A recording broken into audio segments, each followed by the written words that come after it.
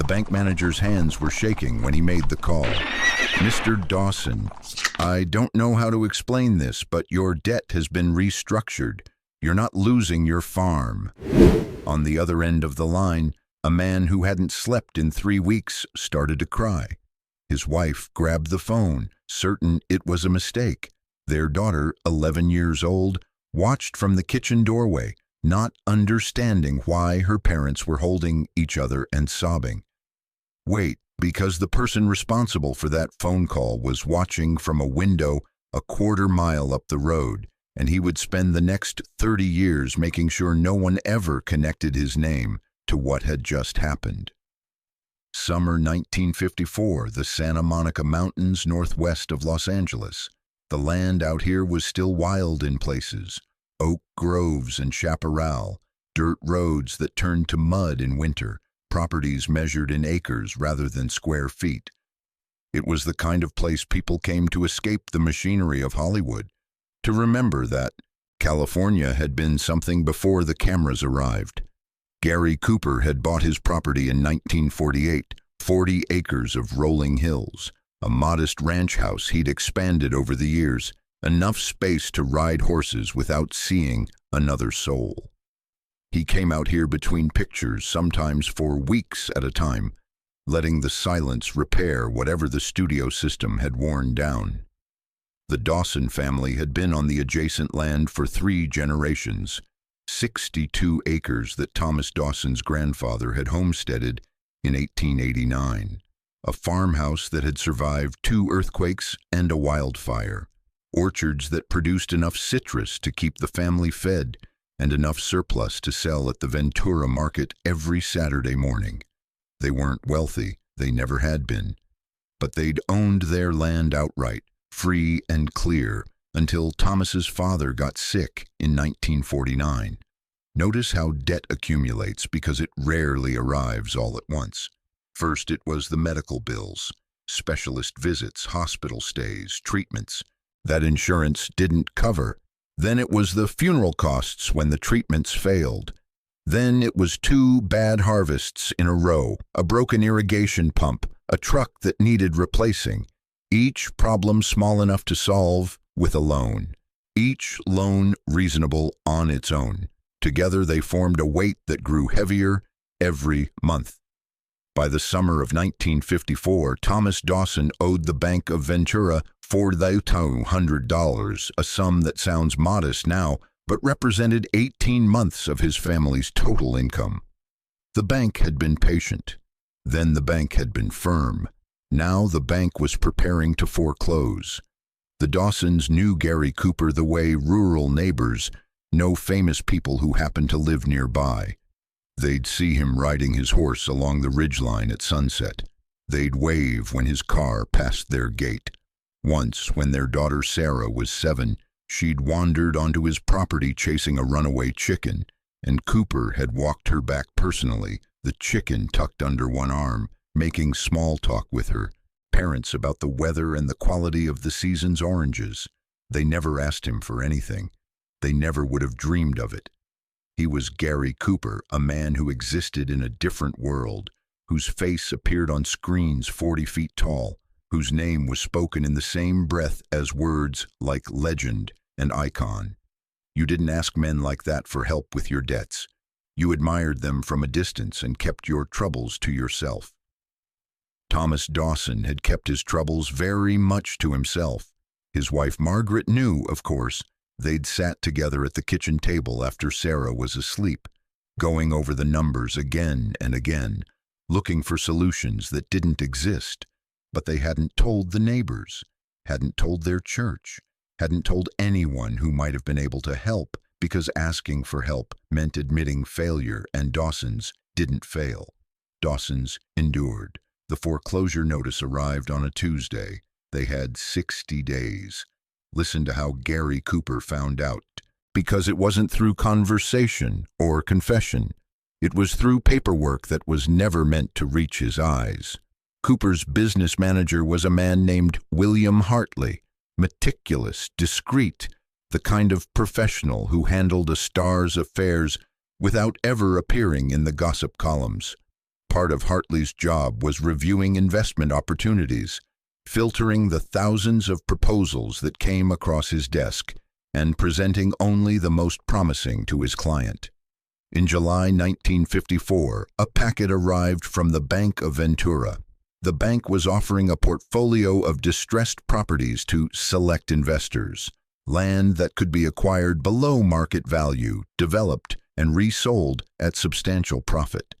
It was exactly the kind of opportunity Hartley usually flagged for Cooper's attention. He almost didn't include the Dawson property. It was too small, too remote, not worth the effort of development. But it happened to be adjacent to Cooper's ranch, and Hartley thought his client might want to expand his holdings. He included it in the packet, just one page among dozens. Cooper was reviewing the materials in his study. On a Thursday evening, the windows opened to catch the breeze coming down from the mountains. He flipped past commercial lots in Oxnard, past a failed motel near Ojai, past a ranch in Foreclosure in... He stopped. The property description listed the address, the acreage, the owners' names. Thomas and Margaret Dawson, the family he waved to when he drove past, the family whose daughter he'd carried a chicken home for, the family whose land his horses sometimes crossed when the fence needed mending. The property had been flagged for conversion to a luxury ranch development. The projected timeline showed the Dawsons evicted by September. Cooper sat with that single page for a long time. The sun went down. The room grew dark. He didn't turn on a lamp. Remember what he did next, because it reveals something about how he understood the difference between charity and dignity. He called William Hartley at home. The Dawson property, the one next to my ranch. How much do they owe? Just over $4,000, plus interest and penalties, probably closer to $5,000 by now. Is there a way to clear the debt without the family knowing I had anything to do with it? Hartley was quiet for a moment. You mean anonymously? I mean invisibly. I don't want them to find out. Not now, not in 20 years, not ever. I don't want my name on any document they might see. I don't want them to feel grateful. I don't want them to feel like they owe me something.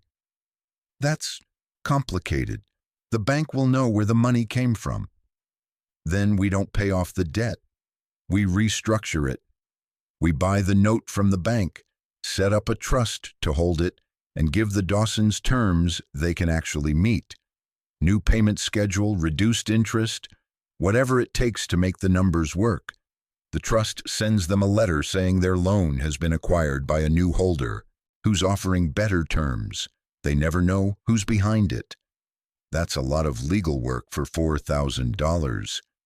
Then do a lot of legal work. Notice what Cooper was protecting. Not the Dawsons from poverty, though that too. He was protecting them from the knowledge that they'd been saved, because that knowledge would change everything. It would turn neighbors into debtors. It would transform every wave, every smile, every casual conversation into a reminder of obligation. It would take a family that had lived on their land for 3 generations, proud and independent, and make them feel like charity cases. Cooper understood something about dignity that most people never consider.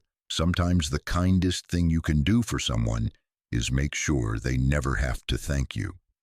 The restructuring took 3 weeks. Hartley set up a trust with a generic name, the California Agricultural Preservation Fund, and negotiated with the bank to purchase the Dawson note. The terms were simple. The principal would remain the same, but the interest would be reduced to nearly nothing, and the payment schedule would be extended over 15 years instead of 5. Monthly payments dropped from impossible to manageable. The bank was happy to cooperate. They'd expected to write off the loan entirely, and instead they were being paid in full with interest by a trust whose benefactor preferred to remain anonymous. The bank manager asked no questions. He just processed the paperwork. On August 7, 1954, Thomas Dawson received a phone call that he would remember for the rest of his life. Here's what that call sounded like from inside the Dawson kitchen, because the details matter. Thomas was sitting at the table, staring at the foreclosure notice for the 100th time, when the phone rang. Margaret answered. Her face went pale, then confused, then something else, something that looked like hope, afraid to believe in itself. She handed the phone to Thomas without speaking. "Mr. Dawson, this is Gerald Hastings at the Bank of Ventura. I'm calling with some good news. Your loan has been acquired by an agricultural preservation trust, and they've approved a restructuring of your debt. Your monthly payment has been reduced to $42, and you have 15 years to pay instead of 5. You're not losing your property." Thomas couldn't speak. His throat had closed. "Mr. Dawson, are you there?" "I'm here." His voice cracked. "I don't understand. We didn't apply for any restructuring. The trust contacted us directly. Apparently they have a mission of preserving family farms in California. Your property fit their criteria. You're very fortunate, Mr. Dawson. These opportunities don't come along often." "Who?" Thomas swallowed hard. "Who do I thank? Who's behind this trust?" "I'm afraid I don't have that information. The benefactors prefer to remain anonymous. But I can tell you that your loan is current, your title is secure, and as long as you make your payments, you'll never hear from us again about foreclosure." Thomas hung up the phone. Margaret was watching him, her hands pressed against her mouth, tears already running down her face. "We're staying," he said. "We're not losing the farm." 11-year-old Sarah Dawson stood in the kitchen doorway, watching her parents collapse into each other's arms. She didn't understand the details. Interest rates and restructuring and agricultural trusts were beyond her comprehension. But she understood that something terrible had been about to happen, and now it wasn't going to happen, and her parents were crying in a way she'd never seen before. She would spend years trying to find out who had saved her family. She would never succeed. Listen to what happened in the months and years that followed, because grace notes reveal character better than climaxes. The Dawsons made their payments, every month on time, without fail. Thomas took extra work when he could find it, determined to honor the second chance they'd been given, even though he didn't know who had given it to them. They continued to wave to Gary Cooper when his car passed their gate. He continued to wave back. Nothing changed between them, and that was exactly the point. Once, about 2 years after the restructuring, Thomas ran into Cooper at the feed store in town. They talked for 15 minutes about the drought, about the price of hay, about whether the new highway would bring more traffic or less. At the end of the conversation, Thomas said something that Cooper would remember. "You know, Mr. Cooper, we went through a hard time a while back, almost lost everything, but someone, we never found out who, they helped us, anonymously. We don't even know their name." Cooper's expression didn't change. "That's fortunate. More than fortunate, it was a miracle." Thomas shook his head slowly. "I've spent 2 years trying to figure out who to thank. I've written letters to the trust, asked the bank, even tried to find public records. Nothing. Whoever they are, they really didn't want to be found." "Maybe that's the point," Cooper said quietly. "Maybe they didn't want thanks. Maybe they just wanted to help." "Maybe." Thomas was silent for a moment. "But if I ever find out, I'm going to shake their hand and tell them what it meant.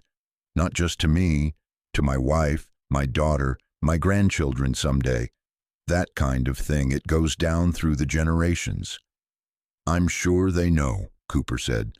"I'm sure that's enough for them." They shook hands and went their separate ways. Thomas would replay that conversation many times over the years, looking for clues, trying to read between the lines. He never found what he was looking for.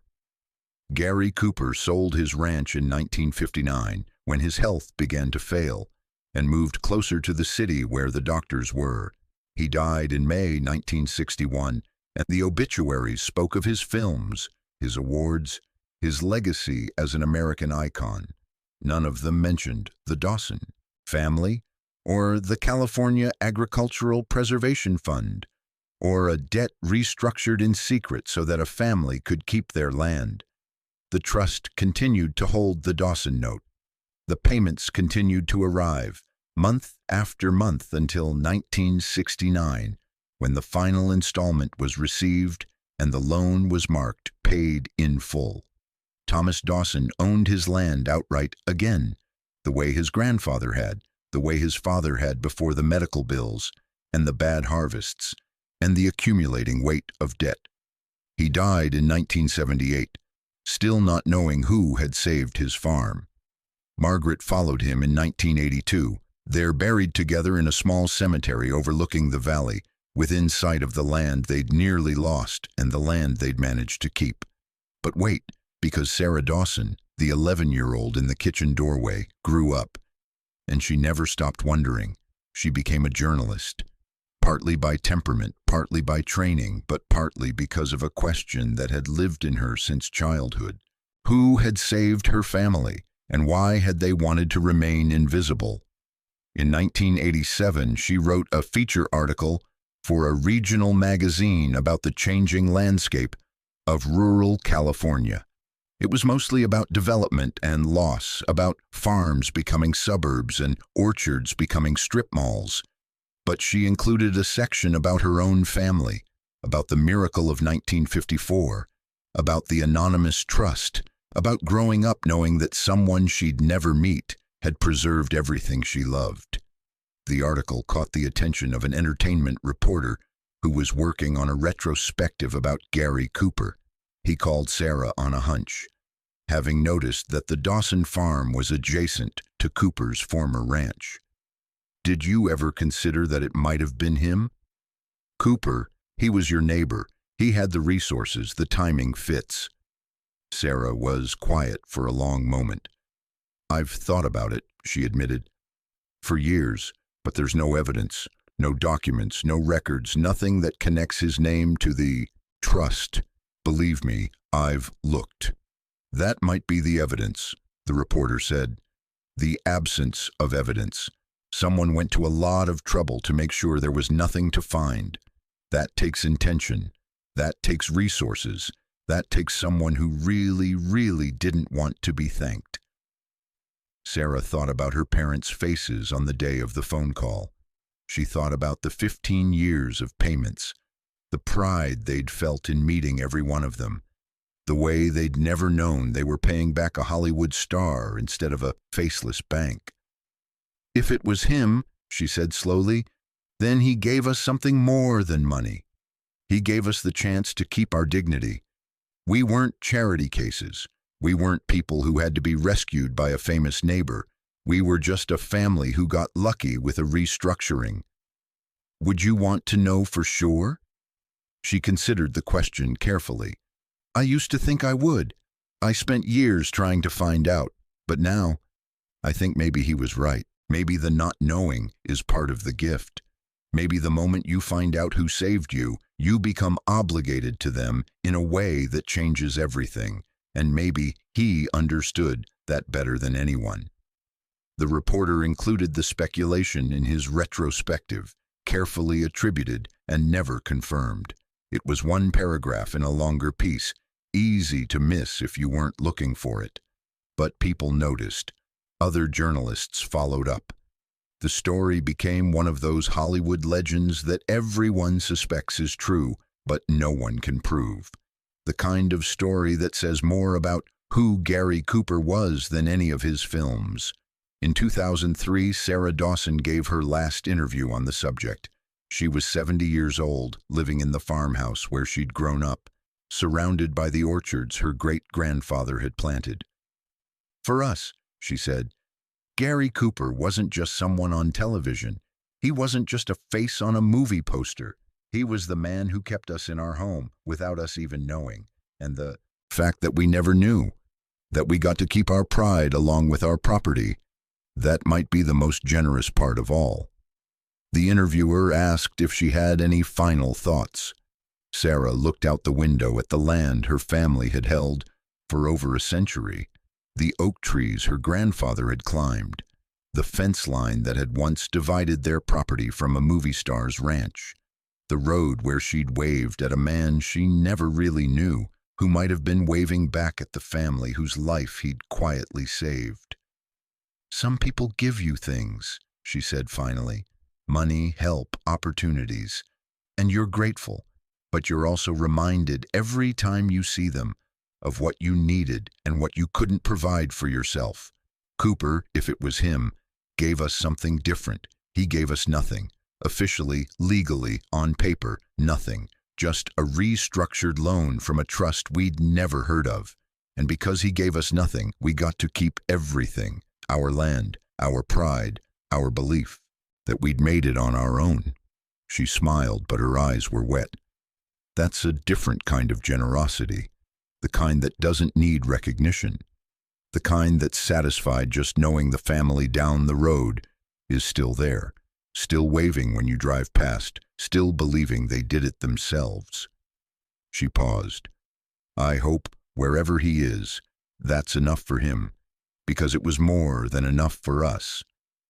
If you enjoyed spending this time here, I'd be grateful if you'd consider subscribing. A simple like also helps more than you'd think.